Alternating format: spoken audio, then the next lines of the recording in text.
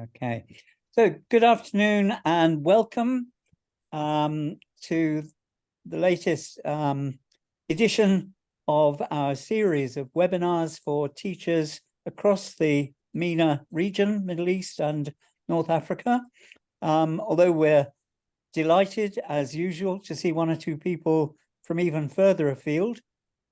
Somebody from Carlisle, somebody from Nepal. These webinars reach a wonderfully wide and diverse audience. This afternoon's webinar is a slightly peculiar topic because it's not about methodology. It's not about teaching, it's about resources. And I'm sure Jennifer will have observations, things to say about how to use these resources. So I'm sure it will be, there will be implications for teaching, but the focus isn't on methodology, but rather what's out there.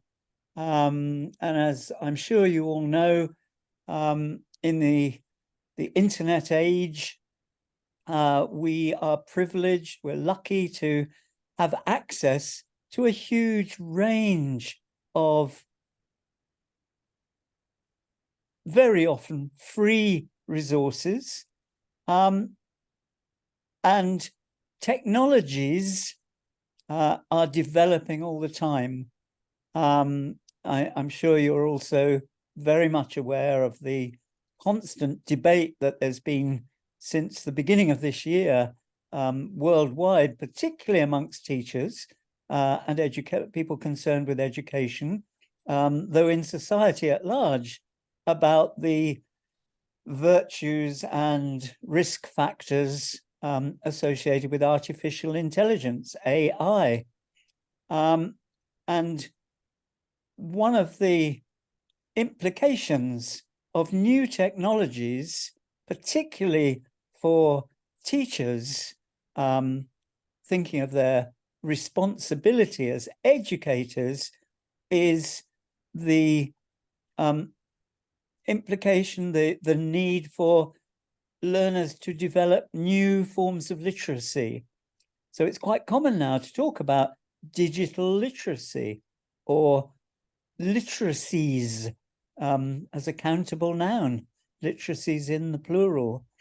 And I think the great value of a session like this, which Jennifer's going to be doing with us this afternoon, is giving us some quality insights into some of the best resources available to enable you to give your learners the best signposts, the best steer, and also for you yourselves as practitioners to help you discriminate and to give you hints and direction as to the resources that are most worthwhile, most valuable, and deserve your time.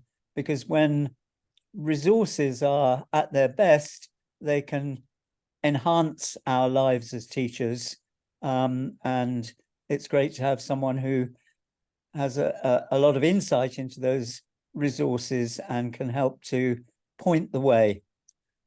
So I will stop talking and hand over to Jennifer Law.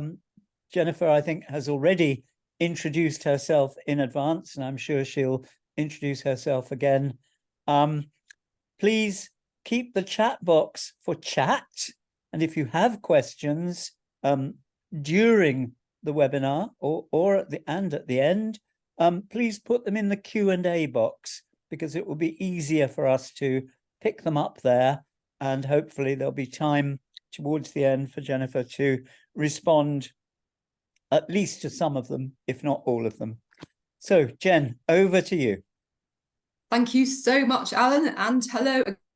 Oh, sorry.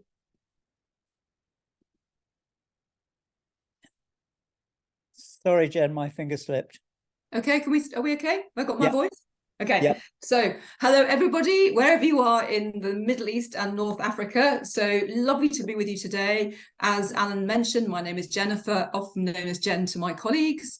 For those of you who have not met me before, I am a teacher trainer and I also write materials. I'm currently writing a book for Cambridge, and I also help in other aspects of education like curriculum development. I live in the UK now, but I returned here after 10 years in Dubai and the UAE at the very end of last year. I am missing the Middle East heat, I have to tell you, even the summer heat, but I'm able to keep in touch, fortunately, by these wonderful webinars with you guys over there in the region. So without further ado, let's get going with this session. So to begin with, I just want to briefly mention how we're going to formulate this session today. So we're going to do a little warmer activity in a moment, and then I'm just going to do a short introduction to the session, and then we're going to structure it around these questions about the what, the why, the when, the how, and the where in terms of open education resources. And at the end, I'll talk briefly about the post-webinar task or assignment, which you can take part in if you feel that you have the time and inclination. So this is what we're going to do for the session today. And just before I move on, I want to pick up on that wonderful point that Alan made about how AI is becoming a more integral part of learning and teaching, and will certainly do in the future. I haven't included it in this particular session because I believe it probably warrants a session of its own. So maybe we'll come back to that another time, but for today it's resources minus AI. Okay, right, here's our very quick little task for you before we get going. On the screen, you can see some emojis, some smiley faces with some words underneath them. So please tell me in the chat box, how are you feeling this evening, wherever you are? Are you happy? Are you hungry? Are you sleepy? How are you feeling? Me, I'm happy and excited to be here. How are you feeling?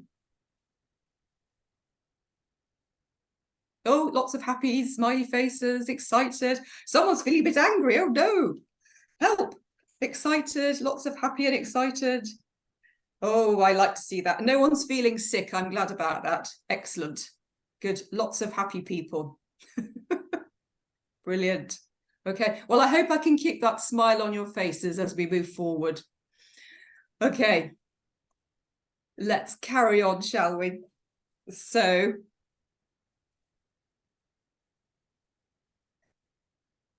for those of you who were able to watch my pre-webinar video, you'll remember that I used this diagram to capture the main points that I'd like to cover today.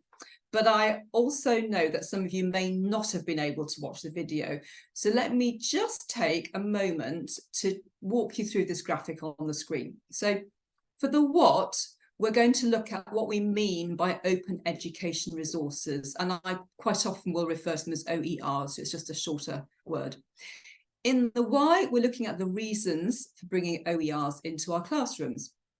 And then through the when, we'll consider the best situations to introduce additional OERs into your lesson. And for the how, I'll share some resources where you can find them and how you might use them going forward, and how you can find them to investigate them for yourselves. And you'll see that I've also added an additional lozenge on the screen here, which is the where. And this is obviously important because if I'm going to share these with you, you might want to find them afterwards. And so there will be links throughout the webinar on the slides themselves, which relate to specific resources, and you'll be able to use those if you can access a copy of the webinar afterwards. And there will also be a long list of all of the resources that I have either used or suggest that you investigate on one of the final slides on the where slide. So that's how we're going to structure it today. And we begin with a small task for you. So I just want to check what you think open education resources means to you. So if you're able to, could you just very quickly in the chat box tell me, what do you think an open education resource is? What's an open education resource? What can you do? What are they? Any ideas? Teaching tools, materials, okay. Aids, platforms. Free, okay, free instructional material, links, local available materials, teaching tools, audios, Google worksheets, open education resources, accessible to the public for free, videos, okay, school library tools, teaching tools, yeah, textbooks, resource to improve curriculum. Lots of really good ideas coming through. Absolutely. I don't think anybody has put anything inappropriate up there. They are, as you can see, they refer to lots and lots of different resources and materials. Someone's put flashcards. Okay, so but let's just see if we can clarify that and just go a little bit deeper with this. Okay, so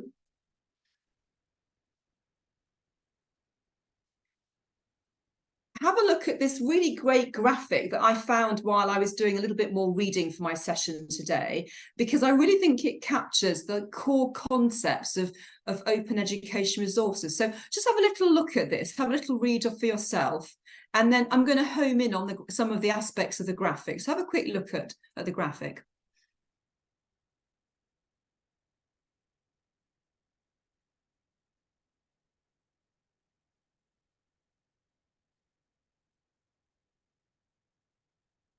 Okay, so hopefully you've all had a quick look at some of those words and those little images, but let's go a little bit deeper.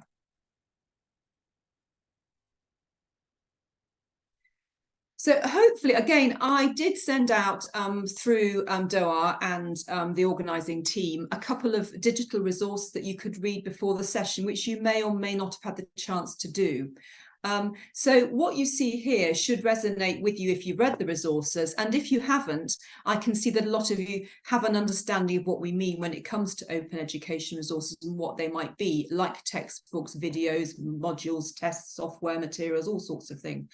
The key point to pick up is that when we refer to open education resources, we're referring to teaching and learning content that the creator has made available in the public domain for other people to access and use. So while there's usually no what we call a sort of official copyright on an open education resource, but we do need to be mindful of acknowledging the source. So whenever we use something that we find and it doesn't have a copyright on it, we should still be acknowledging who created it. And in some cases, the creator may limit the way in which the resource can be used. They might say, you know, you can do it this way, but not that way. Now you'll notice, and I'll just use my little laser pen here, if I can find it, that you can see at the bottom of the screen, it says here Creative Commons, and there's a rather interesting set of logos. And this brings me to an organization called Creative Commons. And I think it's good to tell you about this, and it's something you might want to investigate further in the future.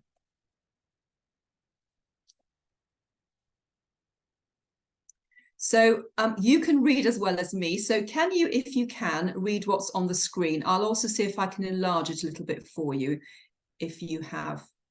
Okay, there you go. That's the first part. See if you can see that a little clearer, and I'll move it in a moment.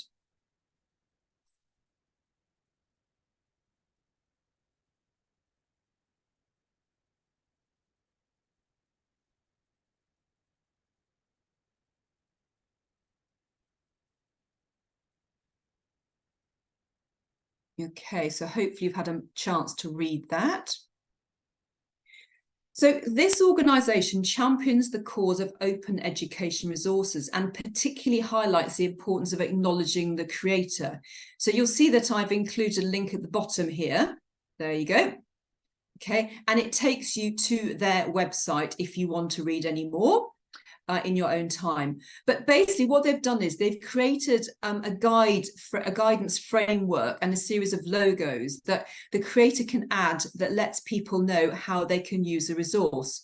For example, like the logo on the previous page, the creator is happy for you to use it however which way you want. But not all resources use this system, if you like, of telling people how to use them. So the most important thing to remember is that you should acknowledge if you're using something that you've found that is what we call an open education resource. So whatever it is, if it's a video, it's a poster, it's a piece of audio, at least let people know where it came from, because you're in a sense, you're sharing the knowledge of other people's work. So just remember, that's the key thing. But if you want to know more about the technical side, would like to support this organization called Creative Commons, you can find them here.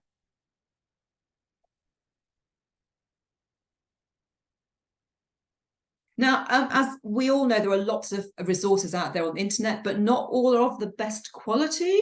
And of course, like me, I'm sure you're all keen to make sure that the resources that you bring into your classroom are, shall we say, relevant, that they are reliable, and that they are reviewed. And what I mean by this is that relevant, you want to make sure that, okay, they really do relate to what you want to teach. Reliable in the sense that the content and the quality, what's within them, for example, if it's a grammar point or if it's a definition of some language, that it's appropriate and reliable, it's actually what it should be.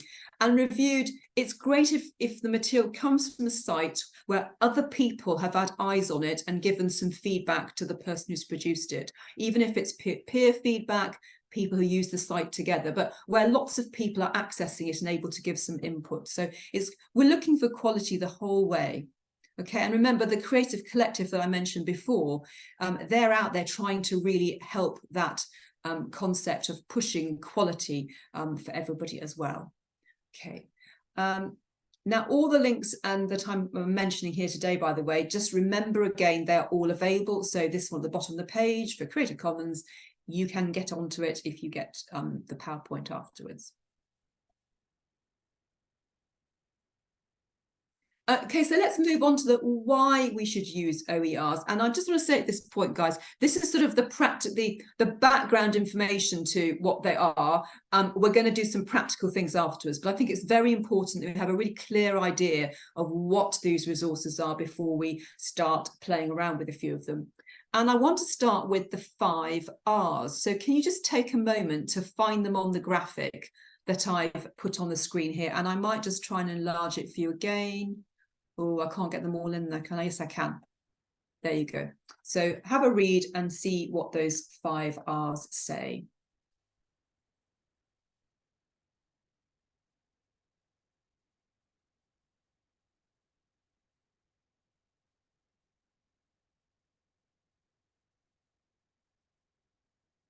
Okay, so this is a recognised guidance package. These 5 R's are really recognised now out in the open education resource community. So everybody tries to keep these in mind all of the time. And they're released in the public domain. It means that they can reach their full potential, if you like, through redistribution. So if they're out there, they get to be used. Being reused as well, so not always necessarily straight away, but reused at some point in time over and over again. They get to be revised, so sometimes they get updated, somebody does something to them, makes them better, no problem with that at all. Remix with other resources, so you can push them in with other bits of resource you're using as well. And retained, and I love this one. So we don't want them to be stuffed in a cupboard and forgotten about. If someone's created some wonderful materials, we all want to use them, okay? Everybody joins in, everybody uses them, and then we all end up with a much bigger bag of tools that we can play with. So these 5 R's, I think, do help to define what we mean by open resources. But now let's look a little closer at why we should reach out and use them. So why really should we use them? And I've got a little list to share with you here. And I've tried to summarize some of the key reasons that we are all familiar with, maybe or maybe not. So the first one, it's really easy to get a little bored with the day-to-day routines of teaching. And it's easy for students to get bored if lessons are always the same old, same old.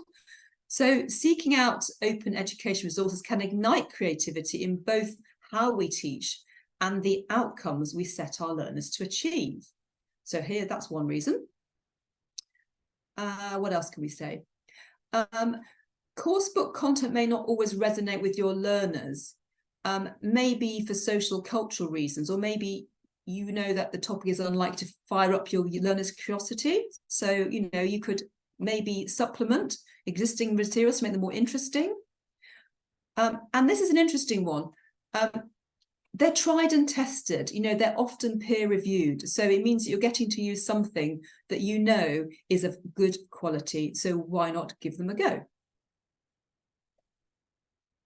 And of course, it can reduce planning and resource time. And don't we like that as teachers? If someone's done something great that we can reuse or adapt or remix, then sounds like a plan to me. So why not reach out and find some?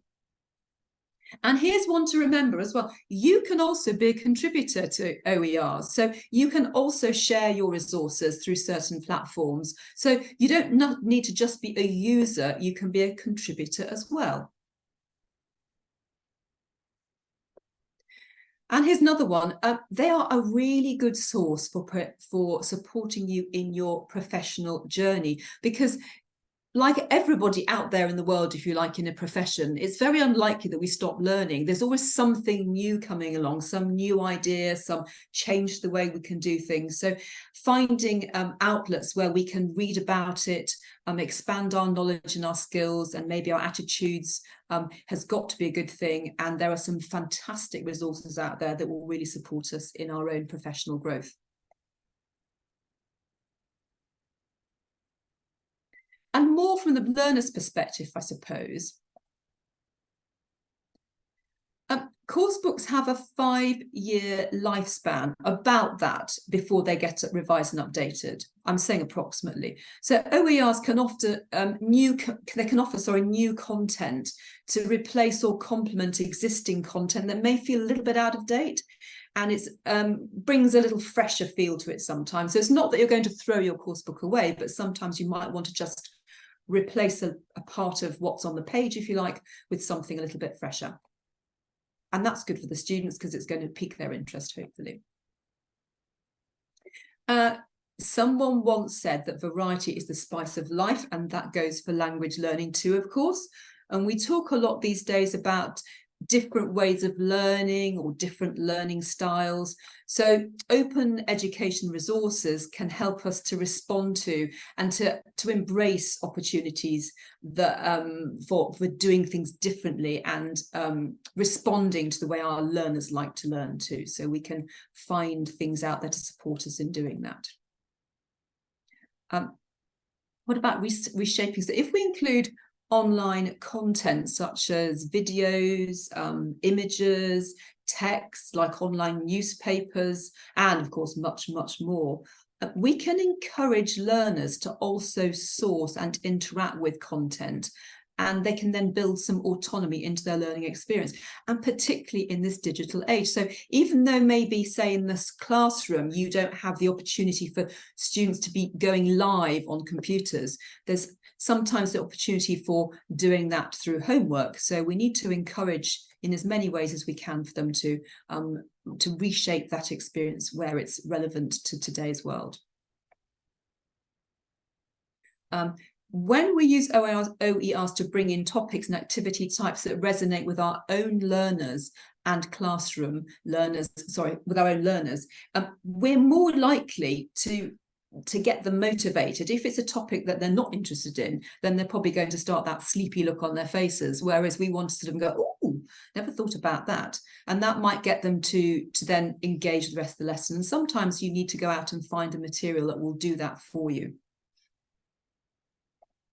And this is the big bit that we have to keep in mind the whole time, that open education resources, they help to democratize education. And by that, I mean that because they're so widely available now through some very respected sources on the internet, it means that all over the world, if someone's got an internet connection, they can get hold of some really good resources, which means their students can then experience some really good resources, which means that all those students around the world are much more likely to have a better educational experience. So we need to keep that in mind, that they are there to democratize education and open it up for all.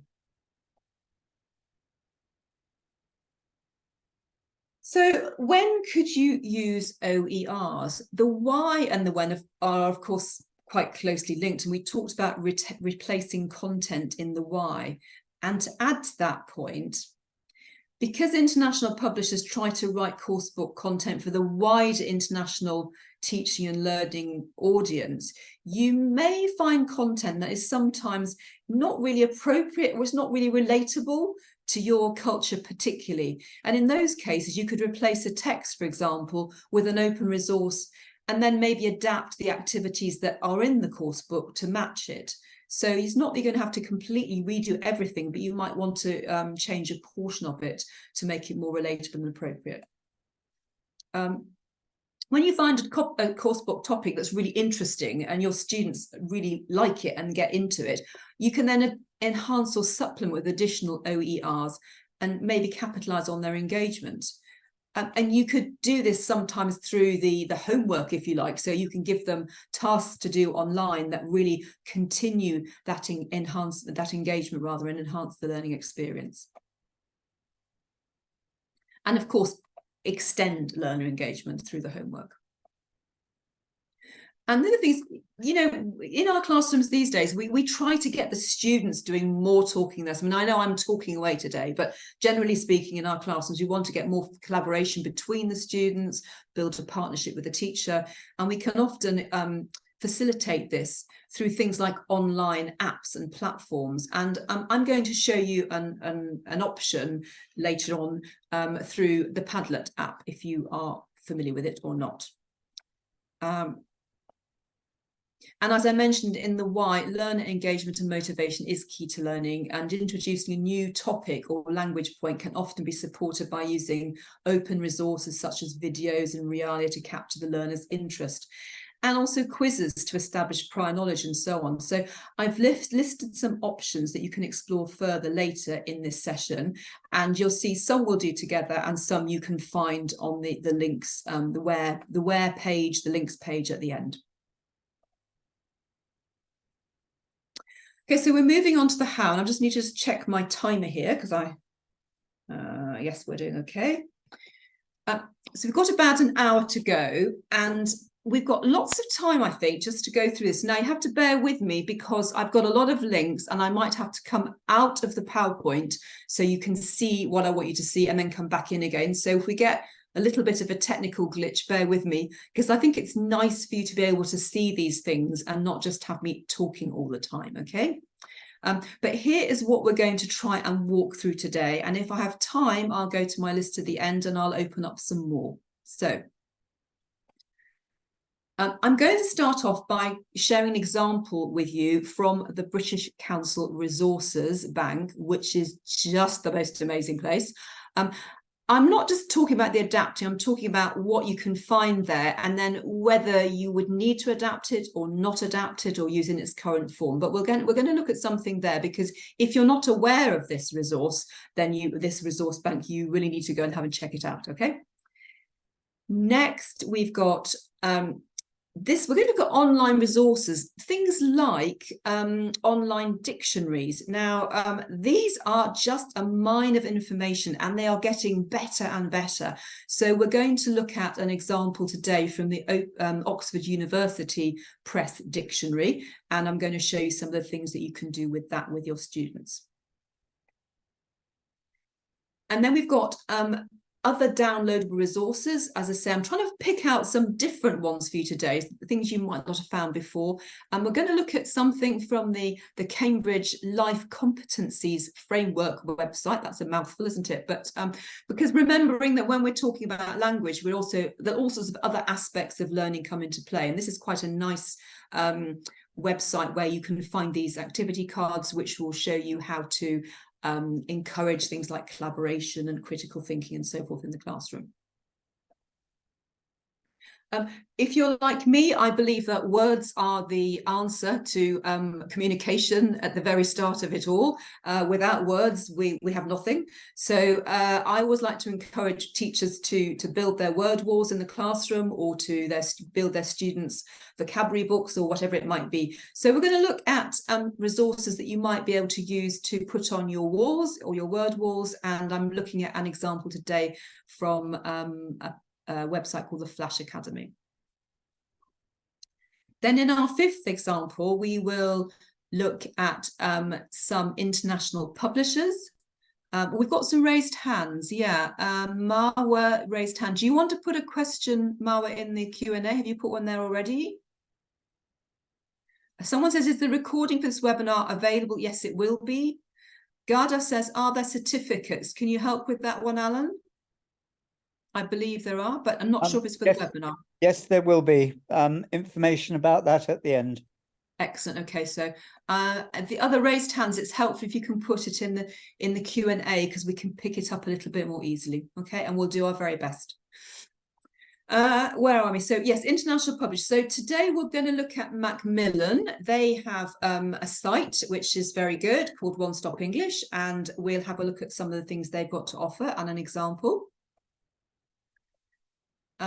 We will look at this concept of platforms, collaborative platforms that students could use online, whether at school or outside school. And today I'm just going to use Padlet as an example. If we have time at the end, I will go in and try and show you a couple more. And the last example is just this idea of personal professional development. That's like a tongue twister. And just, I'm going to share 2 or 3 sites with you and give you some ideas of the sort of places that you might have not been to before, or not thought of going to before, for more information that's free. And the thing I'm going to say now is everything I share with you today, you don't have to pay for. However, some of them, if you want to access more of their options, there might be a payable element, but all of them online on screen at the moment all have completely free options that you can access, and all are of a really high quality. So without further ado, let us go to the first one.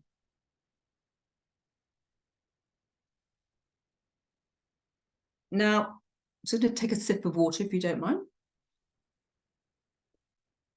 So as I mentioned, if you haven't explored this wonderful resource that is available through all resources through British Council, I really urge you to go and take a look.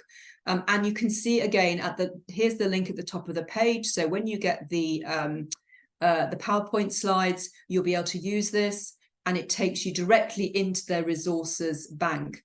I mean, if you were to search online for the British Council resources, it will bring up various options to get into them through Learning English and so forth. But this is the direct one that should take you into the resources site itself. I've chosen just today to give you one example from the primary section. And I think it's a really good example of a sort of a pack of resources. Somebody spent quite a lot of time putting this together for other people to use. It comes with pretty much everything you could want for a lesson. And I've added the link at the bottom of this page for this particular resource. If you think I like that, I want to use it. So Alan the Magic Carpet, this particular one, that's how you get to it. But I'm going to just talk you through a little bit about what this package of resources looks like. Okay, so what we're going to watch a little video first. So I'm just going to come out of the PowerPoint so we can watch the video, and then come back in, hopefully without too many hiccups. So let's bear with me and see if we can get it up. Where are we?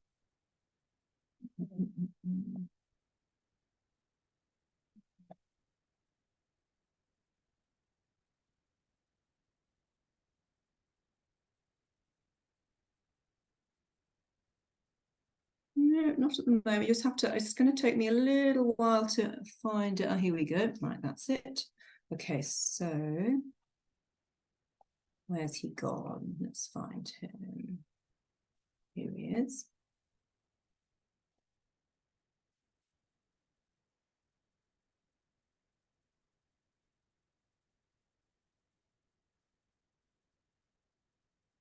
Okay, Alan, can you tell me if you can see the screen? Ali and the Magic Carpet. Yes, Jen, that's fine. Fantastic. Okay, right. So we're just going to watch a little film, everybody. So sit back, relax, and enjoy. Ali.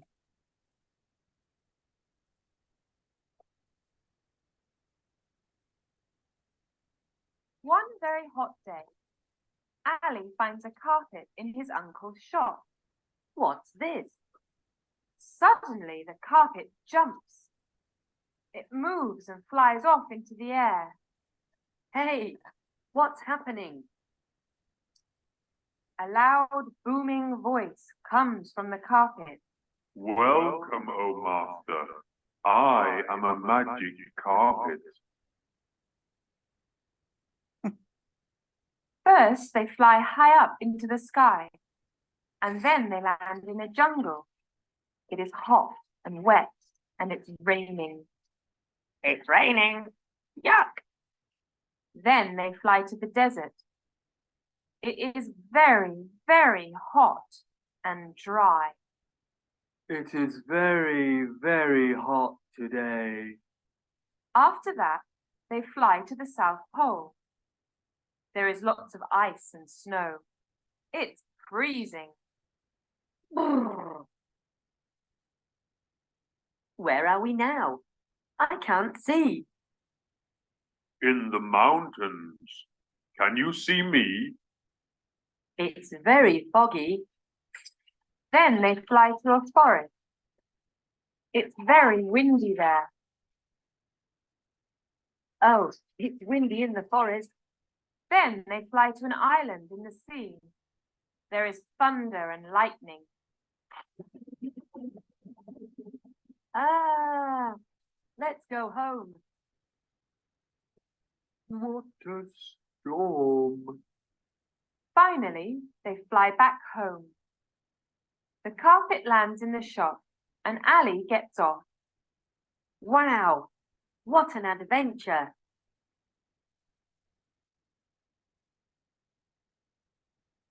Okay, so this is a little video that is available through the British Council Resources website. So I just need to bring my PowerPoint back up again, if you bear with me.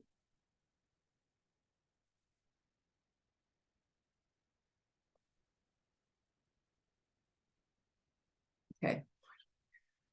All right, so there's a package that goes with this video, and you can see on the screen at the moment that there is what appears to be a very dense list in this area here. Where's my little, my laser? It's here. Okay, here. And so this particular lesson, if you like, comes with a long list of options in terms of resources that you can take from the British Council website that goes with it. So you can see here all the links, okay, that you've got flashcards for the weather, for nature, all sorts of aspects that you can use alongside it. But you'll also notice that if you look at number 8, it says a map of the learner's own country. This is what I like about some of the British Council resources, because they give you little points where you can contextualize it for your own students. You can localize it to a certain degree. So there are little things that you might have to go and find to supplement the open education resource that you found. In this case, it would be a map of your own country. And number 9 says different maps of other countries. So again, it's encouraging learners to also widen broaden their understanding of the world around them and start to bring in other countries and so forth. And also it asks you for small blank cards for drawing weather symbols on, which could be little pieces of paper or whatever. So it's a very comprehensive list of resources, all of which are downloadable, apart from those that you have to source yourself. So pretty much a lot of that's been done for you already. Now, the story, as we saw, is told through the animated film, which you've just watched, with lots of visuals, obviously support understanding of target vocabulary. And I think you've probably guessed what the target vocabulary is. It is the weather. Okay, so this is a great way to engage learners, particularly low-level learners at primary, through them hearing the word said, little captions on screen, lots of visual aids for them to see the weather itself. For example, if you are living in a hot and steamy climate, or you're living in the desert, you may never have seen the snow, and people who live in a snowy environment may never have seen the desert or the jungle. So this is giving children, if you like, an opportunity to visualize what these things look like as well. And it's a little bit of fun. But as always, you need to consider the content and whether it will be suitable for your context. So for example, would the idea of a flying carpet be appropriate? I mean, if you thought not, you could consider how you could adapt the story and still be able to use some of the wonderful resources in the pack. So when it comes to adaptation, you might not be able to play the film, but perhaps you could change it about a bit and imagine that Ali goes to bed and has a dream, and he dreams that he goes to visit different places in a hot air balloon or on an aeroplane. And then maybe you could draw some simple posters or pictures using the images on the video as a guideline for the weather conditions, and then tell the adapted story yourself. So sometimes you can't use them exactly as they are, but you can certainly do something with them. And that's the key takeaway, I think, is that not all materials can be used just as they are. Sometimes they may need adapting, but sometimes they won't. And I should add here, this particular lesson comes with a lesson plan after this sheet of paper. So of course it breaks down the lesson for you and suggests when to use the flashcards, when to use the worksheets, and so forth. So this is a wonderful little package. And what did we say, I think, earlier on? Anything that helps to make our life a little bit easier, a little bit planned already, has got to be a good thing. And these resources are tried and tested. So they are the sort of quality that we're really looking to use. So please do go and really have a good look at the British Council Resources website if you haven't already done so, because there is so much there across all the learning ages and stages of learning. So primary and secondary and beyond. So you've got lots there that you can choose from. Okay, so moving on, my timer has just stopped. I'm just keeping my eye on this because we are doing really well here. I think I'm going to have a chance to share more than I thought, which is pretty exciting. Okay, so as I mentioned, you can find some great online dictionaries these days from most of the leading publishing houses, including Cambridge and Macmillan and, of course, Oxford. I wasn't quite sure which one to choose today because they've all got such great things to do on those sites, but I've chosen the Oxford Dictionary, and of course the others you can source either through some of the links at the end of this webinar, or just by searching Macmillan Dictionary or Oxford Dictionary or Cambridge Dictionary, you will find them. So I'm going to show you a couple of ways you can use the content and free resources now. Okay, so on screen you can see some images, and the first thing to point out is that Oxford creates these sort of mini dictionaries, they call them, built around topic areas. And so on screen you can see some of the options available, and I'm going to zoom in so we can all see a bit better. I'll move it around.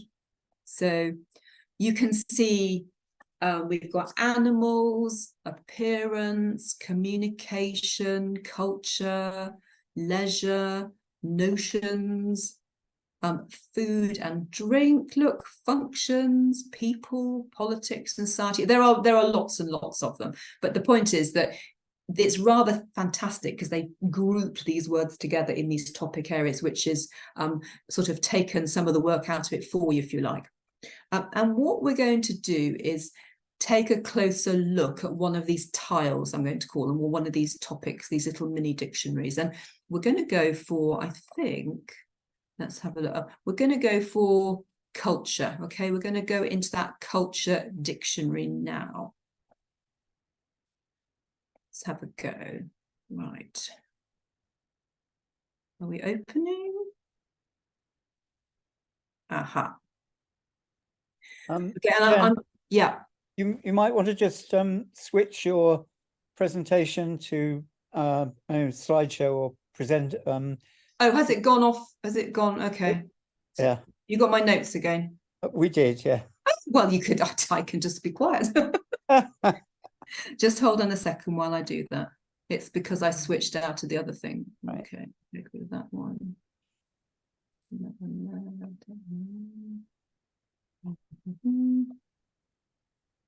Okay, I think this will do it now. Let me see.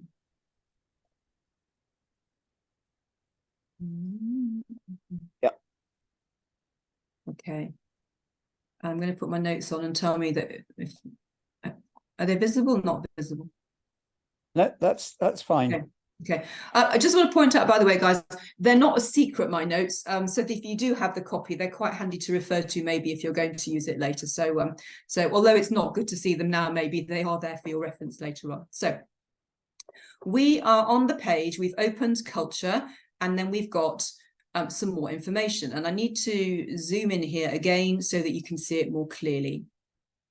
So if I just do that, you can see that the dictionary, the people, the wonderful lexicographers who have created this dictionary for us to use, have divided culture down into some subtopics of art and film and theatre, literature and writing, music, TV, radio, and news. So they've broken it down again. It's a bit like if you've ever seen one of those Russian dolls where you get like a sort of a wooden doll and you can pull it apart. There's another one inside, another one inside, another one inside. So they've done this for us. It's wonderful because they've given us, they go deeper and deeper with all the different topic vocabulary. So in this instance, we're going to have a little look at art. Okay, so I'm going to go to art. And again, it's a good job I've got this wonderful thing that I can zoom in on. Where is it? No, let's go back. Don't want you to see that yet. Okay. So if you look at art here, at the top it says art see all. So that's one option. You can click on that, or you can click on any of the smaller subtopics again underneath it. But for now, I'm just going to click on the main art button. Okay. And if I do, this is what will come up. And in a minute, I'm going to come out of the PowerPoint so that you can see it in proper detail. So basically, before I do that, when you open the page, if I just go to art all, for all of it, you then get a long list of words in alphabetical order that all relate to art in some shape or form. So here they are all listed, and each one of these is clickable, and each one then opens up to give more information. So that's why I make that analogy of the Russian doll, of the pieces and the pieces. You take one bit off, that you go deeper, and then you go deeper again. So this is how it's set up. I think it's probably worth showing you how this works in a second, so that you get a bit of a sense for it, because what's great about it is there's a whole cornucopia of information attached to each word. Not only does it have the pronunciation in both British English and American English, which is very handy and very useful, I think. It also gives you all sorts of things like word classes, which you can see on screen here. It gives you idioms, it gives you definitions, it gives you uses, because as we all know, some words have more than one meaning associated with them. All right, so I'm going to come out of the PowerPoint, and then I'm going to open up art for you, and then we're going to look and see what it is. I'm going to give you a little challenge. So, okay, let me get it up. Where is it there? Okay.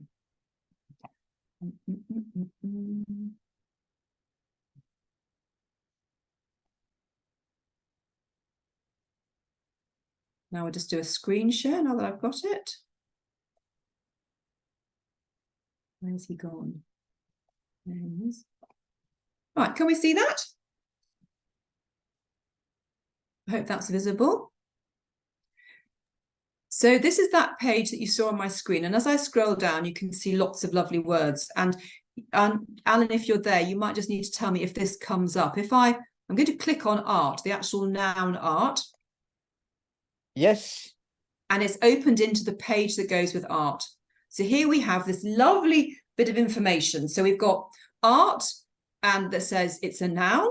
underneath it, you can see it says A1. And for those of you who are not familiar, this relates to something called the Common CEFR for simple. Okay, and this is a framework that's been developed to look at the different levels of people's language ability. So this means that in this particular form of art used as a noun, they are suggesting that it's an A1. And if I just play this for you, you can hear, hopefully, art, the British pronunciation, British English, and then you get the American. Here we go. Art. Okay, so it's really nice to get that contrast between the two sounds of the same word. Going down a little bit, you get some an explanation of its meaning, and then you get some uses of it in this particular meaning form. Okay, now if I just scroll down quickly, you can see that there are 2, 3, 4, 5, 6, 7. So you can use this word art in 7 different ways to mean 7 different things. Okay, so I'm going to come out of the sharing, and my challenge to you is, can you think of a use of a meaning of the word art that you could share with me in the chat box? So think of another meaning of the word art. What might we mean by art? Any ideas?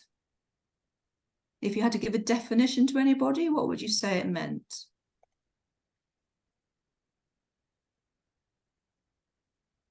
Anybody want to give me an idea of what art means? Oh, I'll have to get into the chat. Drawing, creativity, tradition. Oh, this is brilliant. Yes, innovation. Yeah, gravity. Writing, culture, performance. Yeah. Crafts. Yeah. So art is drawing. Yeah. Okay, it's design. So there are different arts out there. We can talk about arts and crafts. Yeah, lots and lots of things. And I've come out of the dictionary now, so I'm not going to go back in again before I get a confused page. But the main thing to be clear of is that, well done. There's so many different experts. Well done, everybody. Yes, brilliant. Okay, so lots of meaning. So one of the things you can do with a dictionary like this, and this would be for higher level learners probably, because a lot of those uses for art, actually the word might be at a higher level.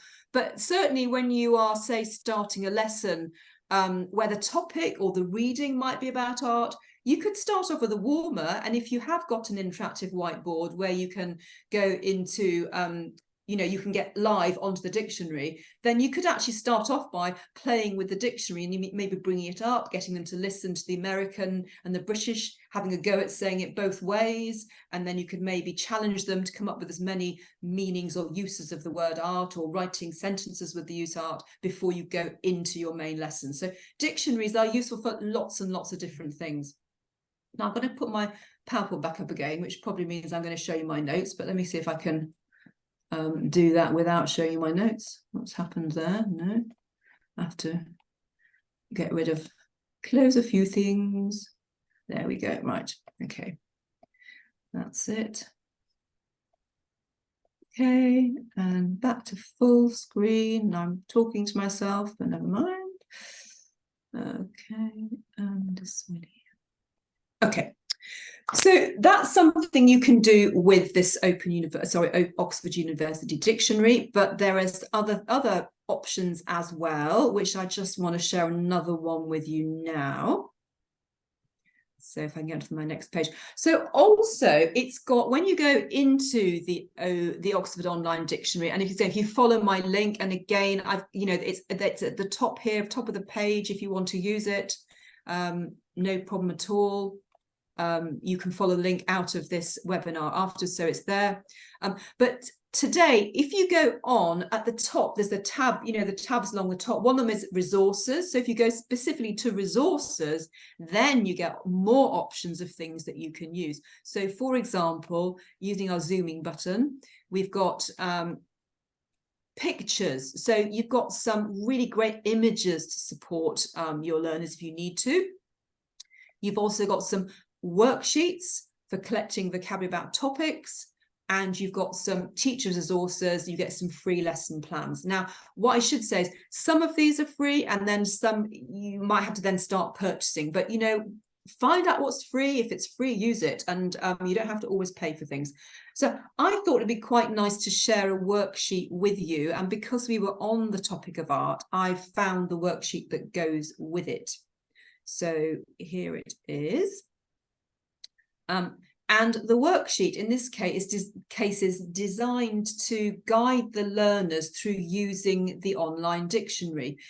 So if your learners don't have an internet access, or whether you don't have internet access in the classroom, but they might do at home, this would be a really fantastic tool for homework, because it walks them through using different parts of that side of the dictionary. So it's great for that.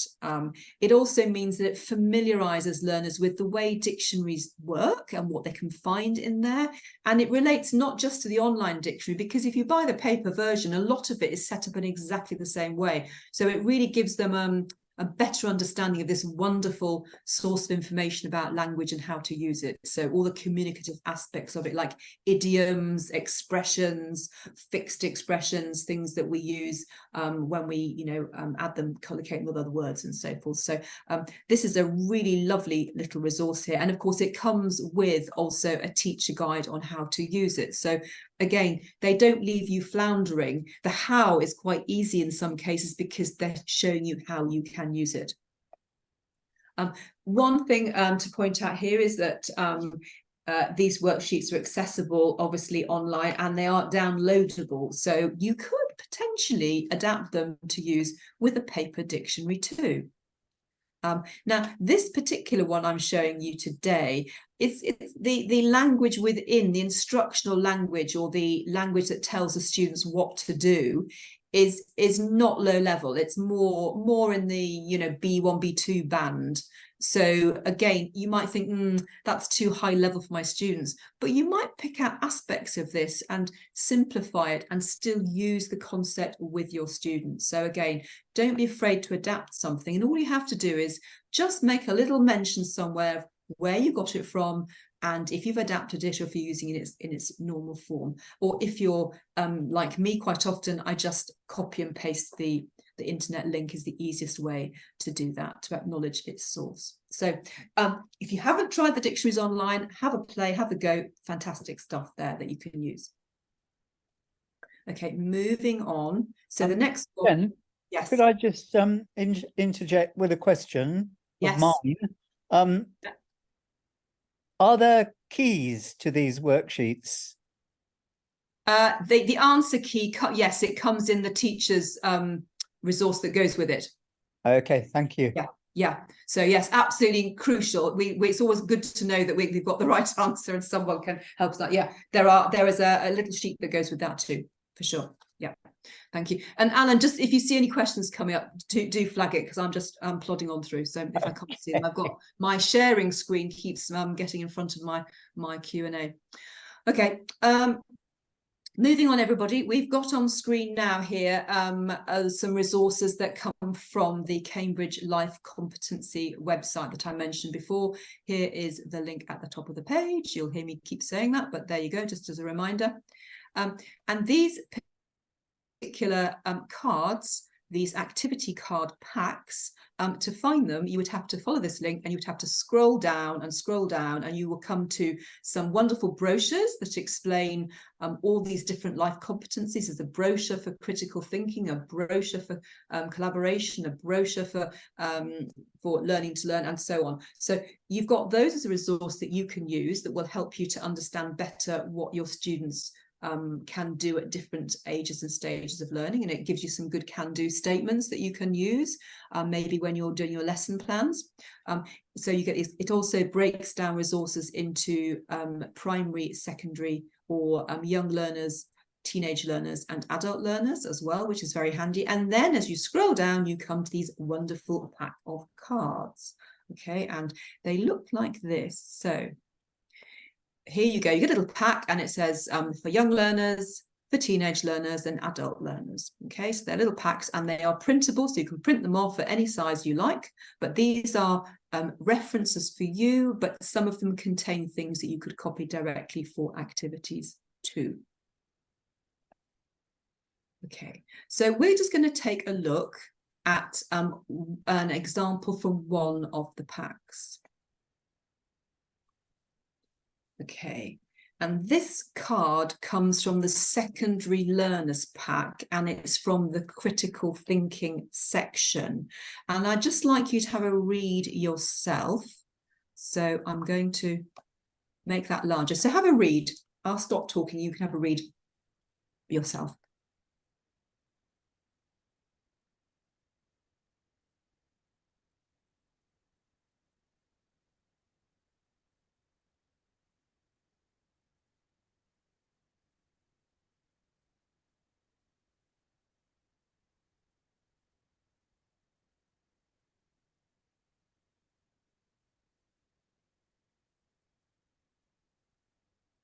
Okay, right, so this is a great activity to use in a creative writing class, I think. Okay, so they've given you an idea of how to do this, and I've done it like this, and it is great. But you can do this activity with the whole class as suggested, but then you could take it further. So, for example, you could hand out a different photograph to each pair. So you could get a little pack of your own photos and then give each card, each pair a new photograph. And the next step would be for them to brainstorm or go through the same process they've done as a class with this one, okay? And you could put the eye, the ear, the tongue, the hand, the nose on the board and say, okay, now remember, look at your photograph and do the same with this photograph.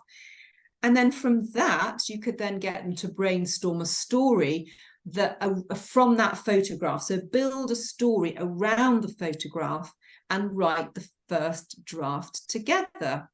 Okay, but while they're writing, they have to remember to think about the senses. So they have to think about, you know, what would the character maybe hear or smell, or are they in a restaurant? What does the food taste like? So encouraging them to use these senses, if you like, in the storytelling. So it's a simple idea, but a very effective idea that you might like to try with your learners. And this pack is absolutely full of suggestions across all of the life skills, from the creative thinking to the learning to learn, emotional intelligence, digital literacy, collaboration, and so forth. So great packs of cards which you can try out with your learners as you go.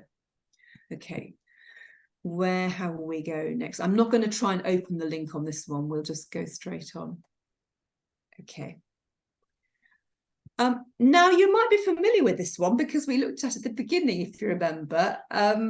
And I think I mentioned as well that I'm a real believer in putting lots of things on our classroom walls, if we're allowed to, of course, that stimulate language use, provide reminders and opportunities, and revise vocabulary in all shapes and forms. And we can sometimes make life a little bit easier for ourselves by sourcing some posters on you know, in different word families or word groups and topics that will do it for us, if you like, that we don't have to make everything ourselves, bearing in mind, of course, other people can make them too. So you could, for example, with this one, which comes from a Flash Academy, and again the link's at the top, you could use this one. You could, if you have a printer at school that allows you to print larger images like A5, you could maybe print it in its current form. Which would work very well. It's a nice set of emoticons, so it's, you know, why recreate them if you don't need to, I suppose. You could also, if you wanted to, if you felt, okay, this is a great idea, but actually it's just too small, you could use this, if you like, to stimulate the idea of creating some of your own. You could make some big smiley faces, copy them off here, and then you could stick them on the wall. Or you could even get the students to choose one from the poster they would like to copy, and then they can put the word underneath and put it on the wall. I quite favour the last idea because I think it's great to get students to get involved. So this gives them something to look at, particularly the younger learners, where they can copy it and then they can copy out the word and then they can go onto the word wall. So lots of these things can be used in their current form, or they could be used, they could be adapted in a different way. And in terms of when to use them in the classroom, well, you could do like I did today. You could just say to the students at the beginning of class, how are you feeling?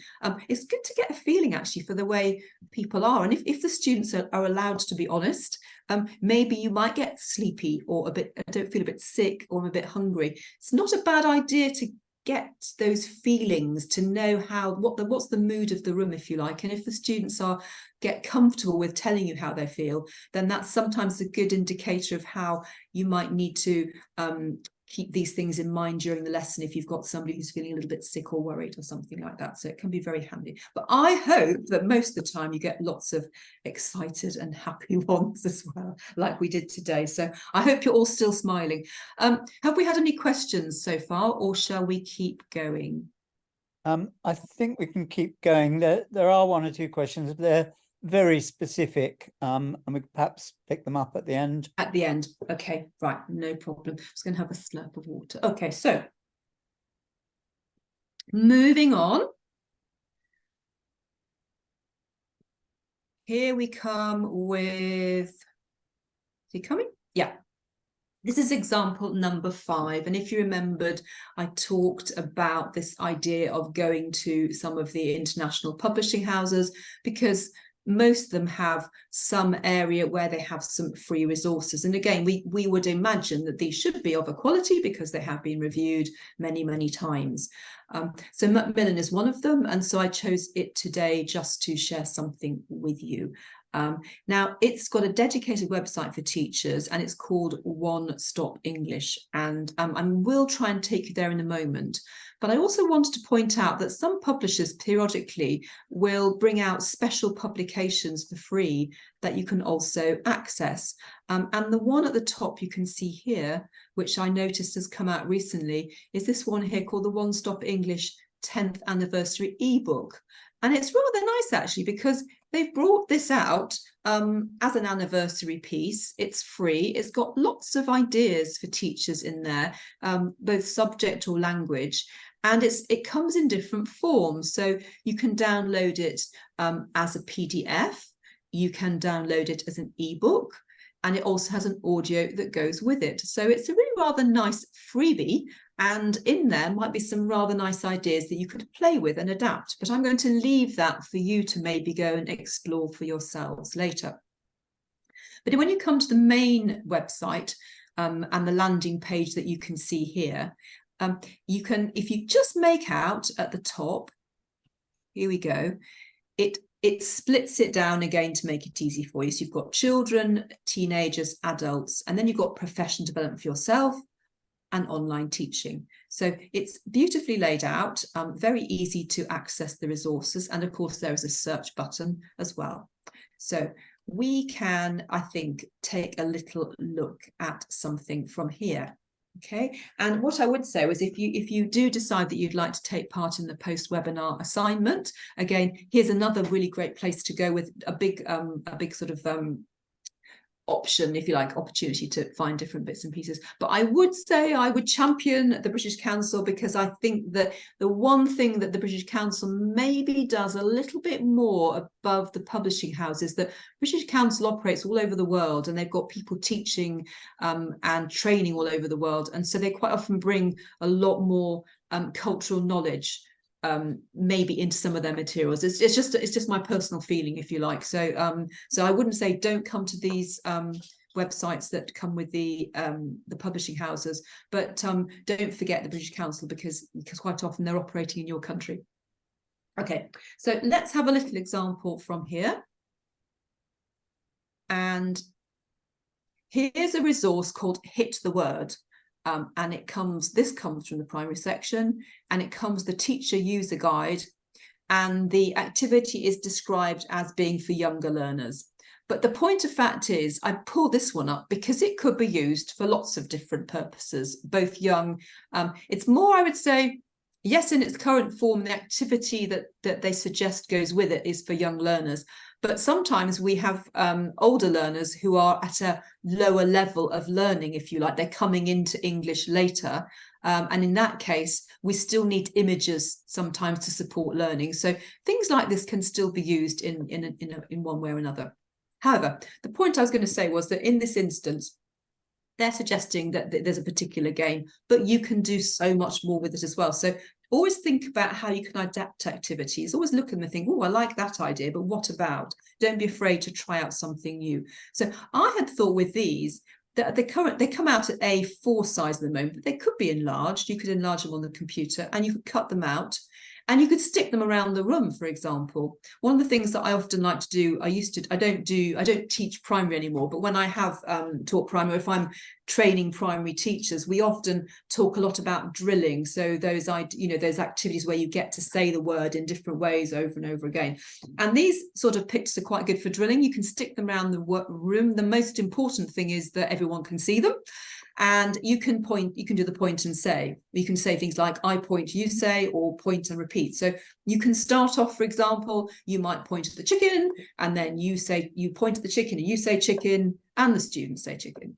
And then the next round, you point at the chicken, you don't say chicken, and the students say chicken. If you want to, you can point at the chicken, you can nominate someone say chicken. So you can do things like this. You can also, I've done this before, you can get your students into groups, and as long as they've got good visibility, they can work in groups, and a group leader can point, and their own group can then repeat what the group leader says. So if the group leader says ice cream, they say ice cream. But these sort of resources, these visual resources, have lots of opportunities to use them in different ways. Here they've given you a small handful of images, but you could maybe create some more like this. So sometimes open education resources sort of give you ideas. They're almost like a catalyst to do more. So you might make more round ones. They can go on your word wall.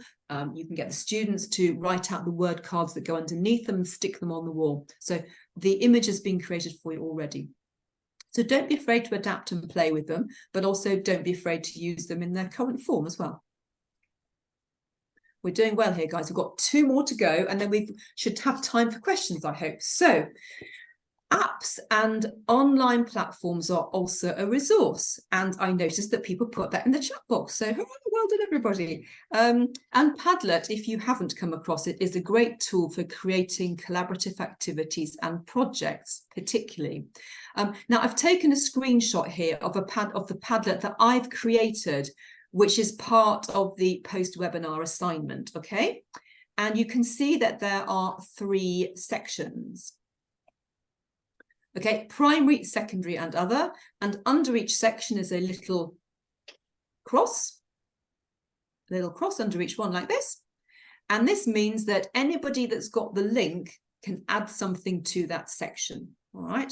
Now, in this instance, what I've done is, and there's a live link to this, which you can access afterwards. But I have stuck up here, if you like, on this section for primary, I've put up there the activity cards for young learners for primary. Now, I was going to do this, I'm not, because I can see my connection's a little bit slow.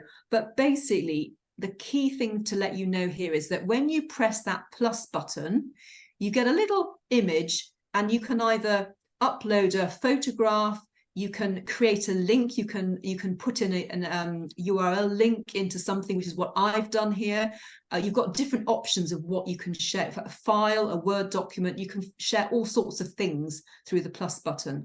The great thing with the links is that if you put the link in like I do, the image pops up immediately.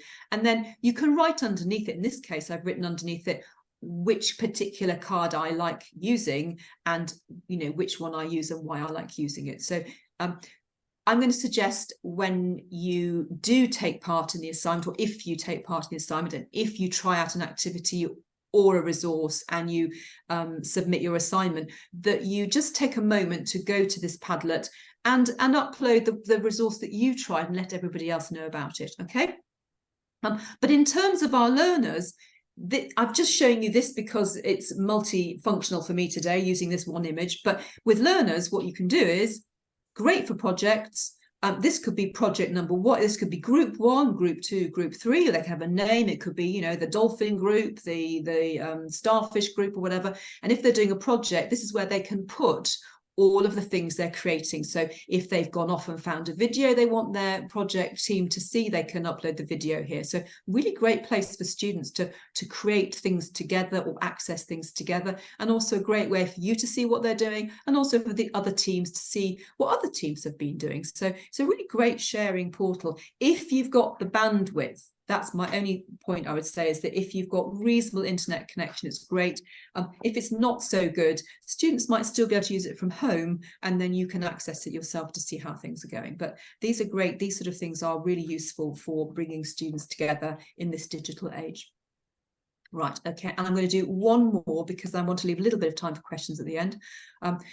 So finally, open education resources are not just for us to use in our classrooms, they're also we can use them for our own professional development, as I mentioned before. And I've added 3 links here for you that you might like to explore in your own time. The top one comes from UNESCO, and they have actually produced quite a comprehensive booklet or brochure on open education resources, and this idea of supporting universal access, because I talked, did I not, at the beginning about democratizing education and making things available for everybody without it being a massive cost. The second one, this is just a suggestion, sorry, is that many universities around the world have quite a lot of information that you can access on their main websites. And this is NSU in Florida, and they actually have a nice bit on here about the 5 R's of open resources. So these sort of places, it's always good to have a little Google and check out a couple of universities to see what they've got to offer. The one at the bottom is an organisation in the UK called the Open University, which has been an online university for many, many, many, many years. And they also have an ethos where they like to make open educational resources available too. So they're quite a good one to go and investigate and see what's going on. And although we're talking English language teaching and learning here, quite often some of the topic content is very useful to bring across. So I think that's worth thinking about for yourselves when you get a little moment. Just, 10 minutes here and there occasionally, follow a link and see where it leads you. So here is the where list I promised you. And remember, it's all about the quality, guys. And everything on this list, it's tried, it's tested, peer reviewed, it has the quality stamp on it. So everything you find here should be of great use to you. And I'm just going to quickly point out 1 or 2 other ones here. There's a place here called the BBC Learning homepage, which is rather nice. It's a UK-based organisation. It's part of our broadcasting company, and they have some very nice resources you can make use of. Coming down here, I just wanted to point out British Council does some fantastic podcasts, as does actually BBC Learning, but podcasts are great audios and some lovely stories and things on British Council you can try. There's one here called Pexels I just wanted to point out. Sometimes when you're looking for images, a lot of the photo sites, of course, they're copyrighted, and if you print them off, you're going to get a big copyright stamp across it. But Pexels is a voluntary organisation where people can share photographs and you can use them. They quite often ask you to acknowledge where you got it from, which is not difficult to do, but some great things there. 2 other things. Jen, yeah. Is Pexels searchable for specific content? It is, yes. Yeah. Yeah. Really nicely, very nicely searchable, and it's got some really nice images in there. It's good quality. And then Quizlet, for anyone's not met it, go and have a play with that one, because you can create word clouds, and your students can create word clouds, and you can do little polls about things. You can do little polls and investigations and so forth with students. That's a nice one. And just one other one I want to mention is that newspapers are a great source of texts. And I'm sure a lot of you probably know the national news that comes out of Abu Dhabi, or it covers the Gulf region. And they have some really lovely pieces on there. And I was going to show you one today, but I say slow connection. But there's just a great one about when they went and took the sample off the asteroid recently, and they sent up a little spaceship, or what it was, just great graphics and explanation of how they took the sample from the asteroid, and things in there I could imagine you playing with your students, with lots of use of language. In fact, if I remember, there's a wonderful piece on it, and lots and lots of use of the word will for in terms of certainty. So you can pick out a piece of language, for example, out of these. So that one's, if you get a chance, go and check it out. So those are all clickable. I have checked them all. They all do go where they're supposed to go. I'm sure, but if you do have a glitch, you'll have to get in touch and we'll see what we can do about it. But there they are for you to use afterwards. And finally, so if you would like to do the post-webinar assignment, okay, it's not a difficult assignment to do this one. All you need to do is choose an open education resource. You could choose one that I've shown you today, or you could go and search for a different one. But try it out in your classroom.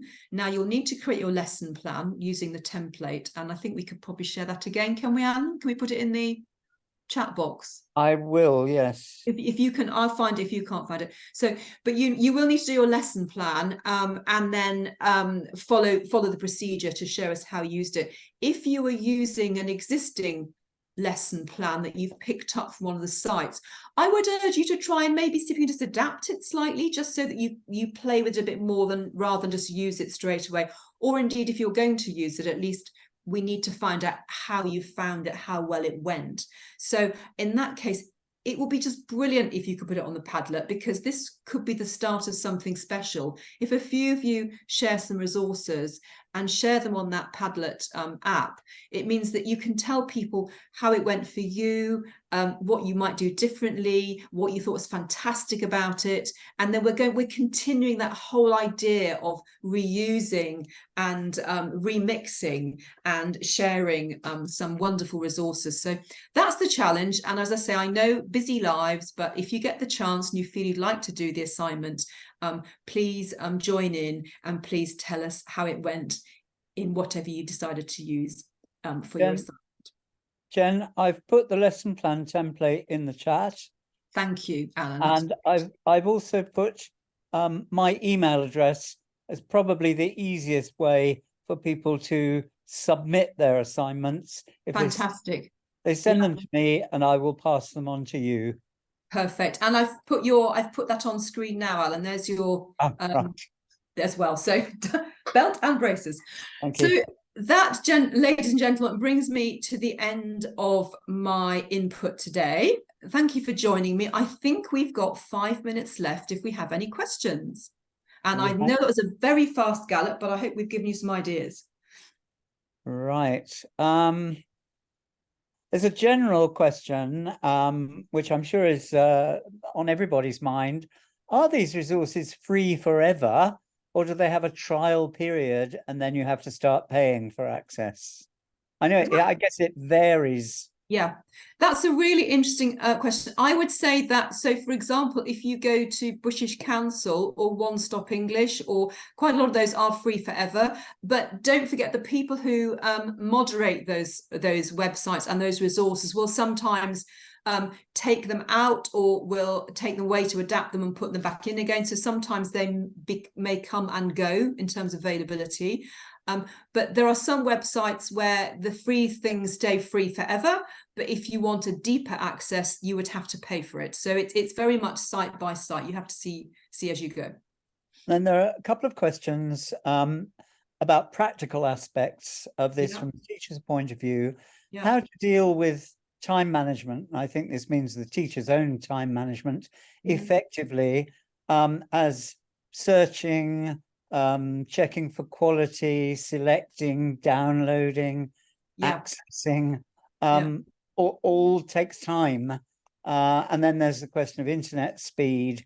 Do you have any kind of strategic tips for how to meet that challenge? Well, I think the first thing is that it's restricting your search. So I mean, I've given you quite a good comprehensive list today of some really quality sites. So I maybe restrict your searches. Don't over search. Go to the sites that you know you can rely on, that have, you know, the quality is there. If you're not sure, it's very tempting to go what I call down a rabbit hole. When you start searching, you then disappear off and you go down more and more avenues. So limit your search. Go to where you know the quality is good. Internet connectivity, I know, is an issue. So maybe if you are looking for things to supplement or adapt or bring some more excitement into the classroom, if you can't do it live, do some searching at home or in your own time and see what you can use to adapt and maybe print off or use the ideas, or see whether or not maybe the students have that opportunity at home to do something if they've got reasonable connectivity. So it's very much about what situation you're in. There have been a few highly specific questions in terms of students' level and content and so on.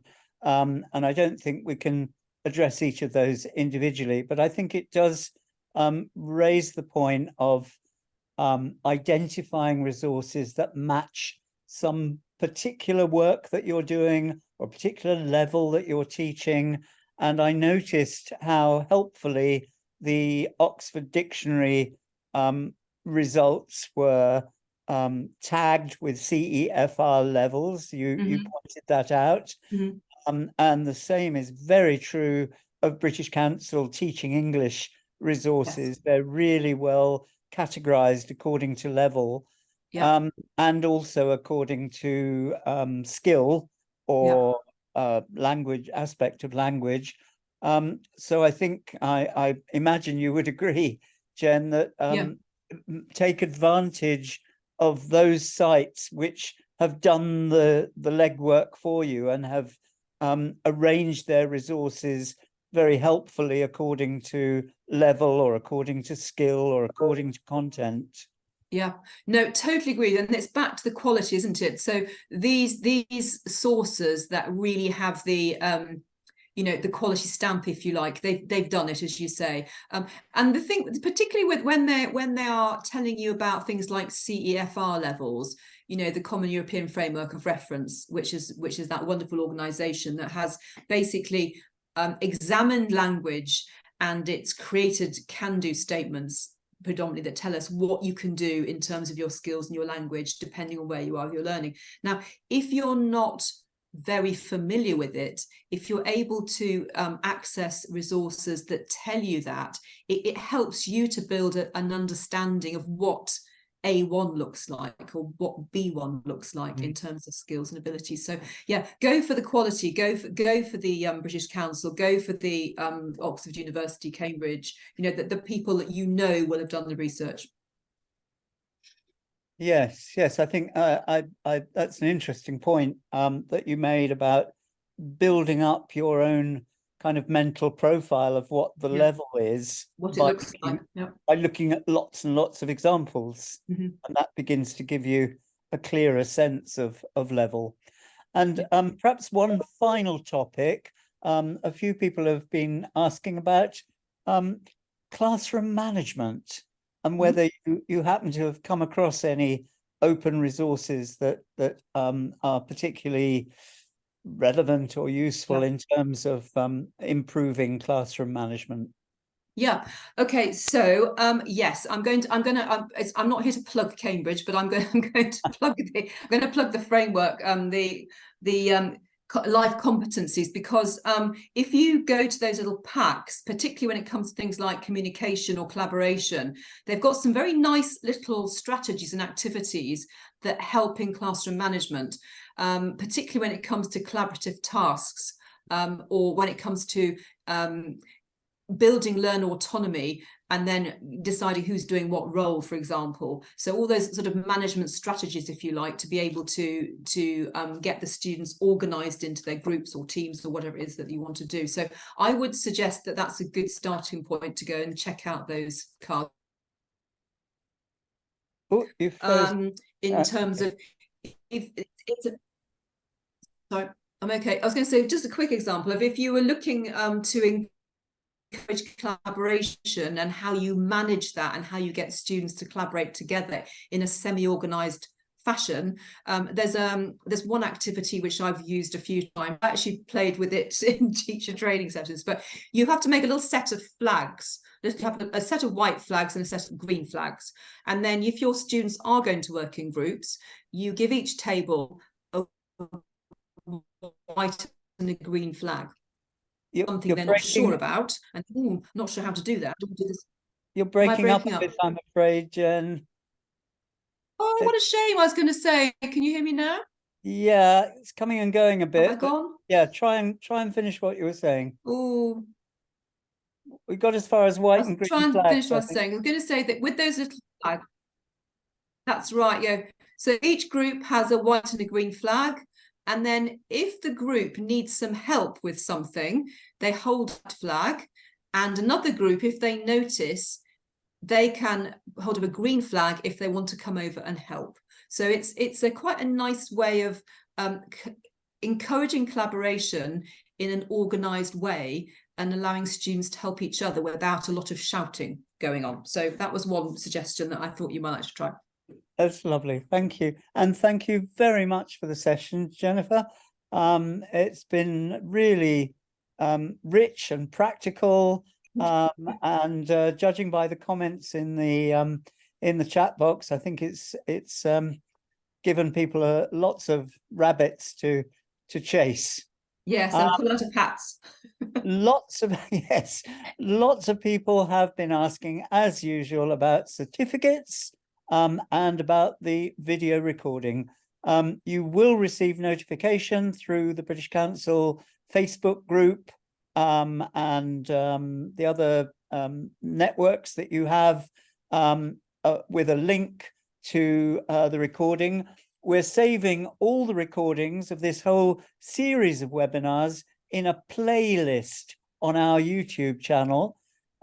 So we'll send you a link to the playlist. You'll be able to find the recording of this webinar, but also all the previous ones, and then all the next ones as well.